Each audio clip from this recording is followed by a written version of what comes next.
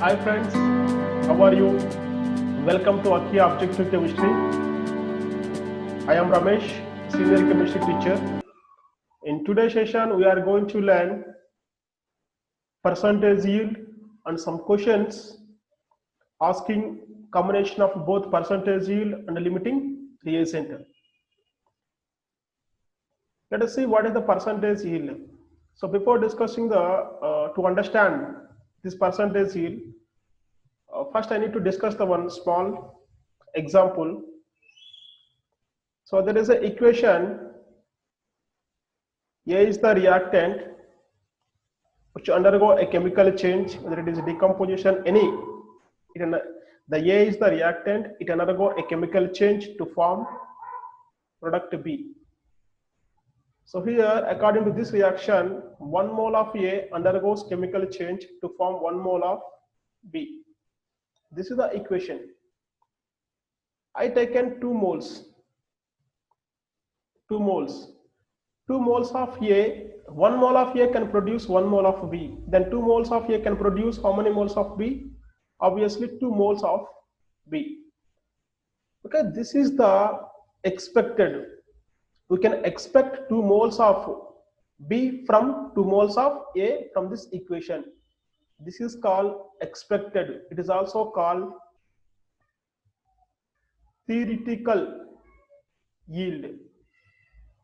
This is called theoretical yield or theoretical product, theoretical mass of product. Okay, this is called theoretical. Expected is called theoretical. You can expect because 1 mole of A can produce 1 mole of B, 2 moles of A can produce 2 moles of B. It is expected. But in laboratory conditions, what happened? Some errors, because of some errors in the method and reaction conditions, by slightly changes the temperature, pressure, whatever it is, because of that errors, instead of getting 2 moles here, it get the only 1 mole. So 1 mole of B. This is the experimental condition. This is the product obtained in experimental conditions. This is called actual. It is actual yield or experimental yield or actual yield. Now, what is the percentage of yield of this reaction? Instead of 2, here only 1. So here 1 is the 50% of 2. That's why you can expect 2, but you get the only 1. So here 1 is the 50% of 2. Then the percentage of yield is percentage of yield of this reaction. Yield is only 50. Okay, that is the percentage yield. So here, what was written on the slide? When a reaction is carried out in the laboratory, we do not obtain the theoretical amount of the product. Obviously, the amount of product that is actually obtained is called actual yield. Okay, whatever the yield produced in the experimental conditions, laboratory, that is called actual yield. So knowing the actual yield and theoretical yield, the percentage yield can be calculated by the following formula. So this is the formula. Percentage yield is equal to, so actual yield by theoretical yield into 100. Actual yield, this is theoretical yield. So this is the most important point for solving questions. We should get the number of moles of the reactant present initially from only the theoretical yield of the product, not the experimental yield, only theoretical yield of the product. For example,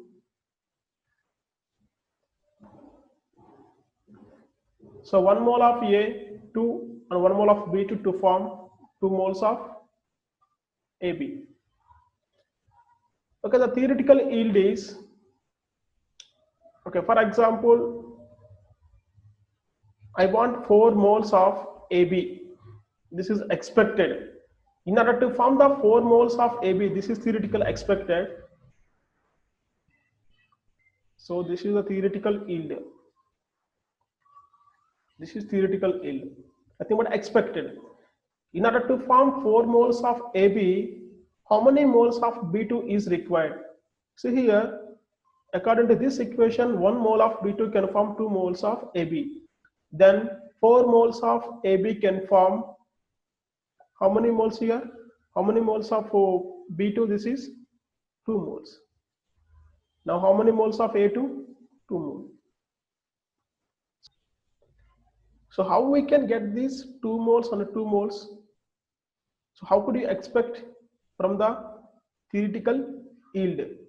If you know theoretical yield, from this theoretical yield, you can calculate the initial number of moles of reactants taken. Okay. So the point is here, the number of moles of reactant present initially means before starting the reaction. Okay, we can calculate this number of moles of reactant, initial number of moles of reactant from only the theoretical yield, not observable or not observed or experimental yield or the actual yield. Okay, this is very important. Again, I want to discuss the one more time this point while discussing the IIT previous IIT question. Now come to the some questions. I will take the 3 types of questions. One is easy, next one is medium, like NEET level. The third one is IIT level. These 3 questions are combination of both limiting reagent and percentage yield. Let us see the first question. The first question is, for the reaction 2x plus 3y plus 4z gives rise to 5W, initially 1 mole of x, 3 moles of y and 4 moles of z are taken. If 1.25 moles of W is formed, calculate the percentage yield of the reaction. So first write the reaction here, 2x plus 3y plus 4z. It forms 5 moles of W.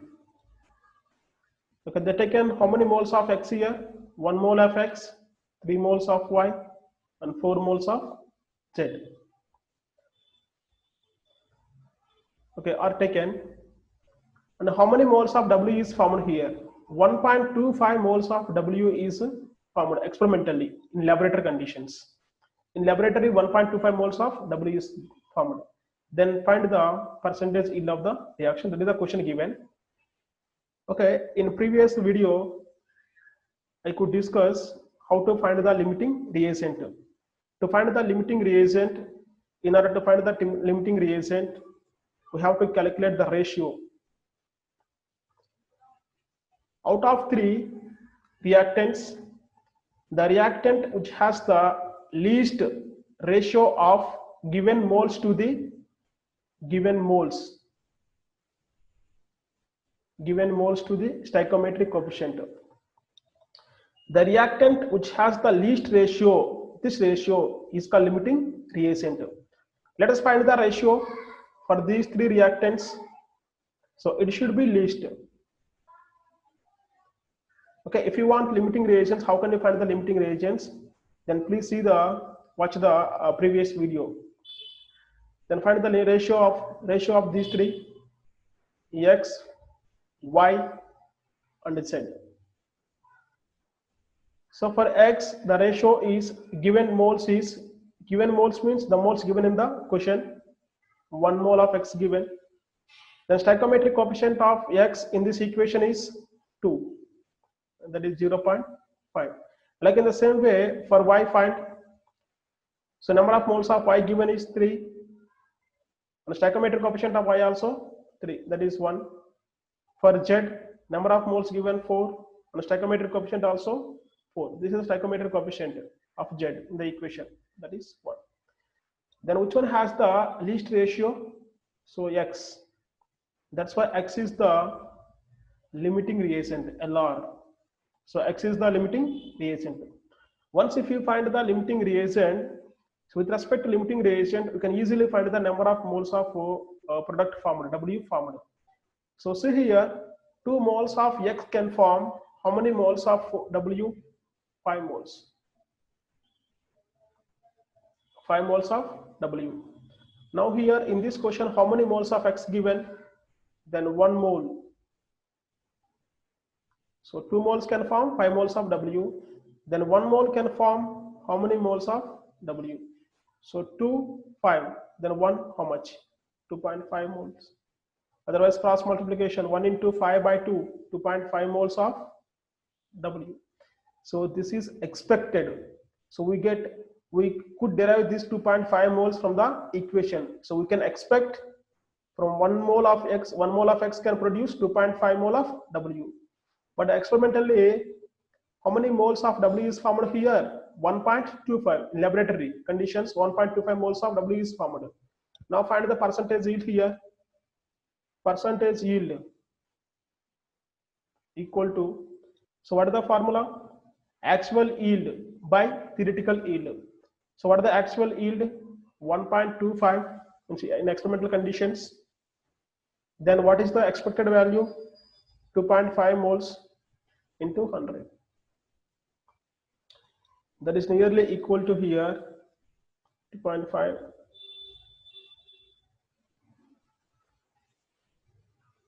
50%. So see the here without using this formula also can calculate here. So instead of getting 5, here we get the 2.5. So 2.5 is the 50% of 5. That's why the percentage yield is 50. So this is the easy basic model questions. Now come to the medium level. For the reaction 2A plus 3B plus 5C gives rise to 3D.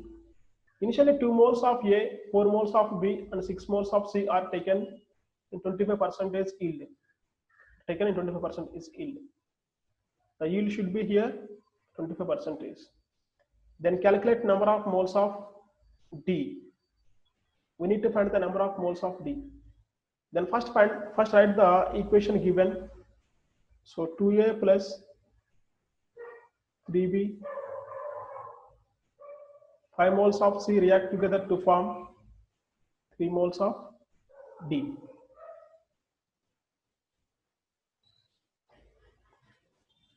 Okay, first we need to find the limiting reagent here.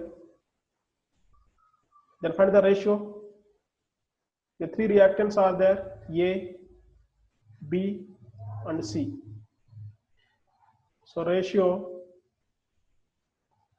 is the ratio between given moles to the stoichiometric coefficient. The given moles of A is here 2. The stoichiometric coefficient of A is here also 2. So 2 by 2, 1. The given moles of B is here 4. And number of, what is the stoichiometric coefficient of B here? 3. So 4 by 3, it is around 1.3. And number of moles of C given in the question is 6 by the stoichiometric coefficient of C is here 5. It is around 1.2. So this is 1.3, 1.2. So A has the least ratio. That's why A is the limiting reagent. So this is the way to identify the limiting reagent. Shortcut formula, very easy. Once you find the limiting reagent, you can easily calculate the number of moles of D produced. Now tell me here, 2 moles of A can produce how many moles of D? 3 moles of D, according to this equation. But luckily, in the question also, they given 2 moles. So 2 moles of A can produce 3 moles of D. This is expected. Okay, this is expected. But they are asking in laboratory how many moles of D formed with 25% yield. So what is the percentage yield formula? Percentage yield is equal to actual by theoretical into 100. So percentage yield given is 25 is equal to, then what is the observed value? Nothing but laboratory condition D formed, number of moles of D formed. That is we need to find here. That is X. That is actual yield by, then expected, how many moles are we can expected here? 3 into 100. Then actual yield is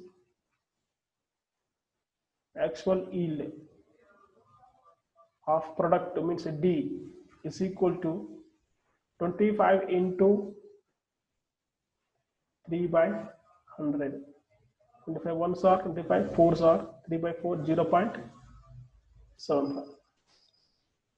So how many moles of D formed here? 0.75. So we can expect the 3 moles from 2 moles of A. How much you can expect here? 3 according to this equation. But actually how many moles it was formed? 0.75 moles. Okay, this is the medium level of asking questions. Now see the IT level. This is the previous IT question. N-butane is produced by the monobromination of ethane by Wood reaction. The amount of volume of ethane required, that is NTP, to produce 55 grams of butane. So how many grams of butane is formed here? 55 grams. If the bromination takes place with 90% yield, and the Wood reaction is with 85% yield. So here what we have to find? The amount of the volume of ethane required to produce 55 grams of butane. First see the how does the ethane undergoes bromination to form ethyl bromide. First we'll see that one. So ethane C2H6 upon bromination gives ethyl bromide C2H5Br. So this is the one part of the reaction question, one part of the question. The next part is upon formation of ethyl bromide, it will undergo Wood reaction. So 2 moles of ethyl bromide undergoes Wood reaction. 2 moles of sodium in presence of ether to form butane C4H8 and 2 moles of sodium bromide. The yield of this reaction is 90%. So bromination of ethane. The Wood reaction yield is here 85%. So these are the yields of 2 reactions. Okay, if you observe these 2 reactions, between these 2 reactions, the intermediate compound is ethyl bromide. This is the intermediate compound. They given some data about butane. From this data, first I need to find the number of moles of ethyl bromide formed. Once you find the number of moles of ethyl bromide formed, from this number of moles, you can easily find the number of moles of ethane. Okay, from this number of moles of ethane, you can easily find the volume of ethane at HTP. That is the question. Okay, so to find the number of moles of ethane here, to find the initial quantity of ethyl bromide, how many moles of ethyl bromide is there initially? Before starting the reaction, how many moles of ethyl bromide is there? To find, in order to find this value, initial number of moles of ethyl bromide, we need to find the theoretical value of theoretical yield of N-butane. Let us calculate theoretical yield of N-butane here. The percentage yield given here how much? 85. The percentage yield is equal to, what is the formula? Actual yield by, what the actual yield in laboratory conditions, how many grams of butane is formed here? 55 by, then here this is the theoretical yield, we don't know that one. So theoretical yield.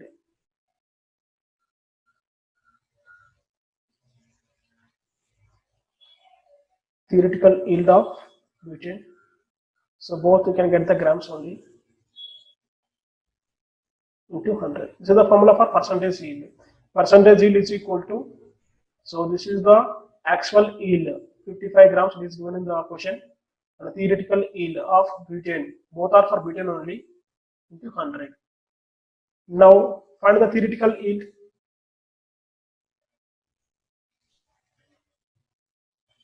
Theoretical yield of butane C4H10 is equal to, so 55 by 85 into 100, that is nearly equal to 64.7 grams. Here what is the yield? Yield nothing but the quantity of butane formed. This is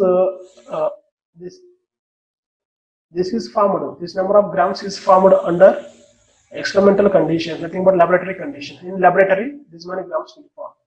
And theoretical yield means we could expect, okay, we can expect this quantity, but it can form 55 grams. Because the percentage yield is not 100%. If it is a percentage yield is 100%, it also forms 64.7 grams. Okay, it is 85%. That's why. So instead of forming 64.7 grams, it can form 55 grams. So this is the theoretical yield of butane. So once we get the theoretical yield from this, we can easily find the initial quantity of ethyl bromide or initial number of moles of ethyl bromide before starting the reaction. Now see here, from this equation, we can say 2 moles of ethyl bromide, 2 moles of ethyl bromide can produce from this equation, how many moles of butane? 1 mole of butane. Then what are the gram molecular mass of N? 1 mole of butane. Okay, 4 carbons and 10 hydrogens. It is 58 grams of butane, C4H10. So 2 moles of ethyl bromide can produce 58 grams of butane. Now here, to obtain 64.7 grams of butane,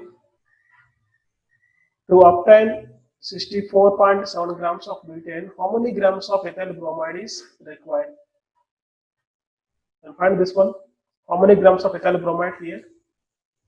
So 2 into 64.7 by 58.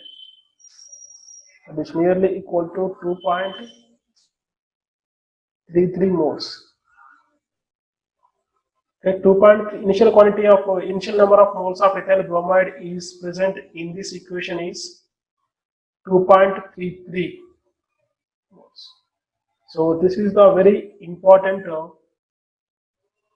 quantity. Once if you find the initial quantity, how many moles are there? 2.33. But this number of moles produced from this equation. So here initially from this reaction ethyl bromide is coming. So from this reaction, how many moles of ethyl bromide is produced here? 2.33. That is already formed. 2.33 moles. That's why this is actual yield.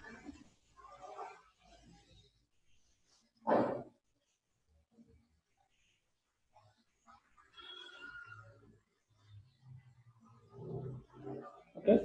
So initially it could produce 2.33 moles of ethyl bromide. The formed ethyl bromide undergoes Wurtz reaction to form 55 grams of butane. So initially 2.33 moles of ethyl bromide is there, and then 2.33 moles of ethyl bromide is coming from produced from the ethane. So here, if you know the actual yield, then you can easily find the theoretical yield. From this theoretical yield, you can find the number of moles of ethane taken initially. So percentage yield given here 90. The actual yield, how many moles here? 2.33 by. Then what is the theoretical yield? That is we have to find. So this is the theoretical yield.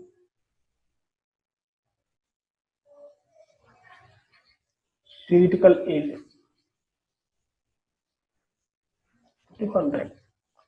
Then find the theoretical yield.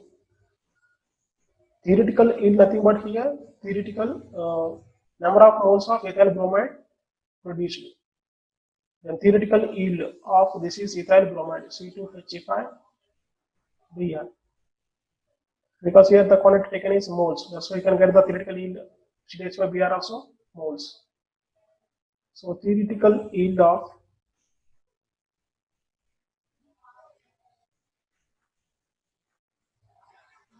ethyl bromide is equal to, so 2.33 by 90 into 100. That is nearly equal to 2.48. Okay, 2.48. See here.